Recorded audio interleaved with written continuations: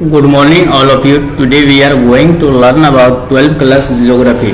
My dear student, आज हम geography के जो मोस्ट इम्पोर्टेंट ऑब्जेक्टिव होने वाले हैं उनको लेकर के आया हूँ। आइए हम देखते हैं सबसे पहले जो ज्योग्राफी का जो मोस्ट इम्पोर्टेंट क्वेश्चन है उसको देखेंगे। तो आइए क्वेश्चन नंबर 1 क्या कहता है उसको समझने की आप कोशिश करें। पहला जो सवाल है 1 सेकेंड।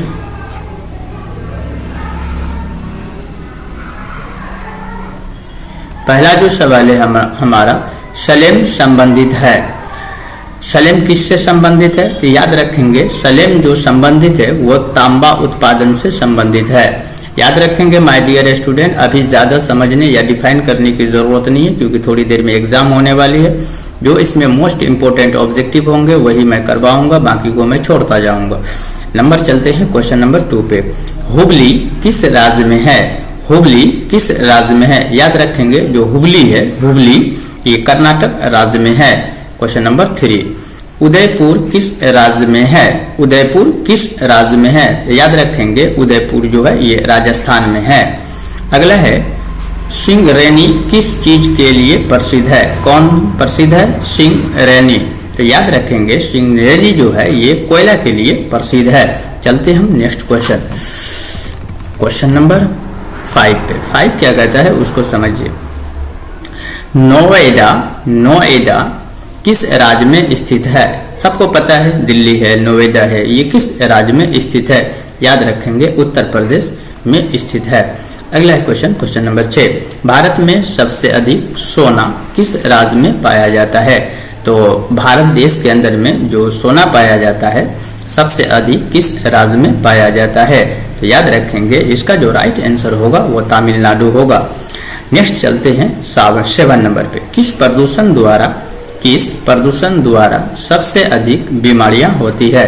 प्रदूषण से तो बीमारी होती है, लेकिन किस प्रदूषण से सबसे अधिक बीमारी होती है? तो याद रखेंगे कि जल के द्वारा हमें बहुत सारी बीमारियां होती है। जल प्रदूषण के द्वारा बहुत सारी बीमारी होती है। अगला जो हमारा सवाल है नागपुर योजना। कौन सा योजना है? नागपुर योजना। तो नागपुर योजना किस परिवहन से संबंधित है? याद रखेंगे माय डियर स्टूडेंट, जो भी ऑब्जेक्टिव इसमें हो रही है ये आपके लिए इम्पोर्टेंट ही होने वाली है। नागपुर योजना किस परिवहन से संबंधित है? तो याद रखेंगे माय डियर स्टूडेंट कि नागपुर जो योजना है ये सड़क परिवहन से संबंधित है। अगला सवाल चलते हैं क्वेश्चन नंबर 9 पे। 9 क्या कहता है उसको आप समझिए। 9 नंबर जो क्वेश्चन है, जनांकिकी संक्रमण किसने दिया? जनांकिकी संक्रमण किसने दिया? तो याद रखेंगे जनांकिकी जो संक्रमण है ये नोएस्टीन ने दिया। किसने दिया? नोएस्टीन ने दिया। नेक्स्ट क्वेश्चन, क्वेश्चन नंबर 10 में कि निम्न में से कौन खाद्य फसल है? यानी कि है तो सभी फसल, लेकिन बात यहाँ पर करेंगे कि खाद्य फसल कौन है। खाद्य फसल का मतलब होता है कि जो खाने के योग्य हो उसे खाद्य फसल कहते हैं। तो याद रखेंगे क्वेश्चन नंबर 10 का जो राइट आंसर होगा वो गेहूं होगा।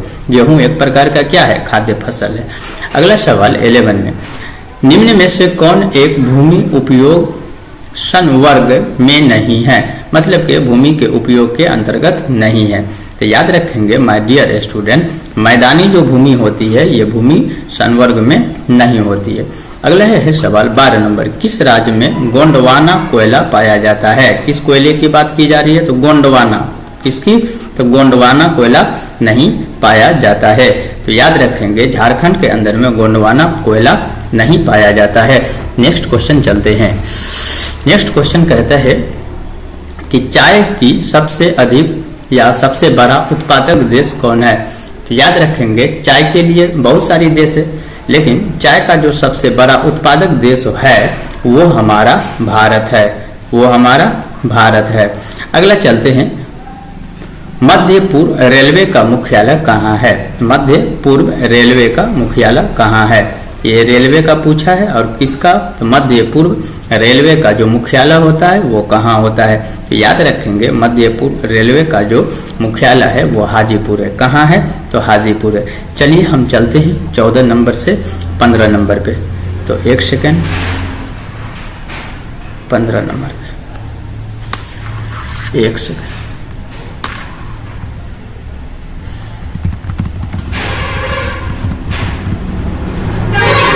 नंबर क्या कहता है उनको समझिए कि निम्न में से कौन आयु वर्ग कार्यशील जनसंख्या का प्रतिनिधित्व करता है। तो आयु वर्ग की बात कर रही है, अब कार्यशील जनसंख्या का प्रतिनिधित्व करता है इसकी बात कर रही है। तो याद रखेंगे माय डियर स्टूडेंट, जो 15 से 25 वर्ष जो होती है ये आयु वर्ग कार्यशील की जो प्रतिनिधित्व करता है।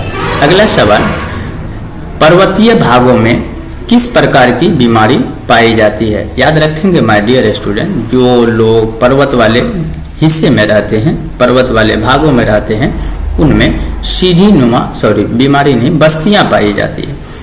जो पर्वतीय भागों में किस प्रकार की बस्तियां पाई जाती है, तो जहां पर पर्वतीय इलाका होती है वहां पर सीढ़ी नुमा जो है बस्ती पाई जाती है। नेक्स्ट देखते हैं अगला सवाल हमारा, निम्न में से कौन सघन जनसंख्या वाला क्षेत्र है। सघन का मतलब घना होना चाहिए। तो सघन जनसंख्या वाला जो देश है वो दक्षिण पूर्वी एशिया क्षेत्र होता है। तो ऑप्शन घ इधर राइट आंसर। नेक्स्ट चलते हैं क्वेश्चन नंबर 18 पे। ये इंपॉर्टेंट क्वेश्चन है। सुएज नहर निम्न में से किसे जोड़ती है। कौन सी नहर की बात कर रहे हैं, सुएज नहर की। किससे जोड़ती है ये हमसे पूछा जाता है। तो याद रखेंगे माय डियर स्टूडेंट, सुएज नहर जो होती है ये भूमध्य सागर एवं लाल सागर से जोड़ती है। भूमध्य सागर एवं लाल सागर से जोड़ती है।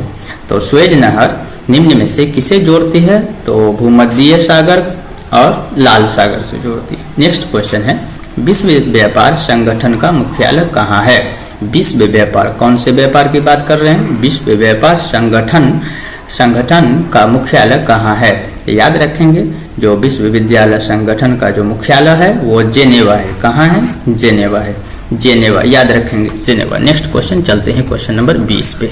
20 क्या कहता है उसको समझिए।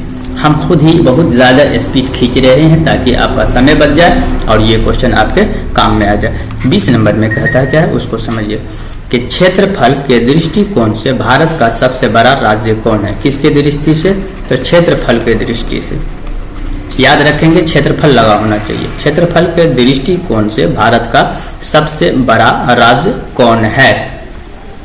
तो क्षेत्रफल की दृष्टि से अगर हम देखें तो मध्य प्रदेश भारत का सबसे बड़ा राज्य है। अगला है 21 नंबर, भारत में जनसंख्या का सबसे अधिक घनत्व कहाँ है। भारत में जनसंख्या का सबसे अधिक घनत्व जो है पश्चिम बंगाल में। कहाँ है, पश्चिम बंगाल में। अगला सवाल है, भारत में केंद्र शासित प्रदेशों की संख्या कितनी है। याद रखेंगे जब भी केंद्र शासित प्रदेश की बात किया जाए और वो भी भारत का, तो भारत के अंदर में जो कुल केंद्र शासित प्रदेश है वो कितना है, तो 6 है। इसका राइट आंसर क्या होगा, 6। कहते हैं रबर किस प्रकार की कृषि की उपज है। हाँ, जो रबर हम उपजाते हैं ना, ये रबर जो है ये किस प्रकार के कृषि का जो है कि उपज है, तो भूमध्य सागरीय कृषि का ये उपज है। रबर किसकी, तो भूमध्य सागर की। अगला चलते हैं क्वेश्चन नंबर 24 पे। 24 क्या कहता है उसको समझने की आप कोशिश करें। भारत की सबसे लंबी नदी, किस नदी की बात कर रहे हैं, सबसे लंबी नदी। कहाँ की बात कर रहे हैं, भारत की। तो भारत की जो सबसे लंबी नदी है वो कौन है, तो गंगा है। कौन है, तो गंगा है। भारत की सबसे लंबी नदी गंगा है। भारत की सबसे लंबी नदी गंगा। किस महाद्वीप की जनसंख्या वृद्धि सबसे अधिक है। याद रखेंगे माय डियर स्टूडेंट, सबसे ज्यादा किस महाद्वीप की जनसंख्या अधिक है, अफ्रीका की। Right answer Africa. अगला सवाल है 26 नंबर, सोलापुर किस उद्योग के लिए जाना जाता है। जो सोलापुर है, तो ये सोलापुर जो है ये उद्योग मतलब फैक्ट्री, किस फैक्ट्री या किस उद्योग के नाम से जाना जाता है, तो सूती वस्त्र के नाम से जाना जाता है। कौन सा पुर, तो सोलापुर। सोला जो पुर है ये किस उद्योग के नाम से जाना जाता है, तो सूती वस्त्र के उद्योग से, सूती वस्त्र के उद्योग से जाना जाता है।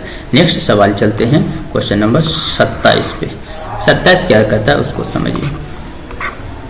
जूट का सबसे महत्वपूर्ण उत्पादक क्षेत्र है। किसका, तो जूट का सबसे महत्वपूर्ण उत्पादक जो क्षेत्र है वो कौन सा है। तो याद रखेंगे गोदावरी डेल्टा जो है ये जूट का सबसे अच्छा महत्वपूर्ण क्षेत्र माना जाता है। चलते हैं क्वेश्चन नंबर 28 पे। पाराद्वीप बंदरगाह किस राज्य में है? पाराद्वीप बंदरगाह किस राज्य में है? तो उड़ीसा में है। उड़ीसा के अंदर में क्या है? पाराद्वीप बंदरगाह है।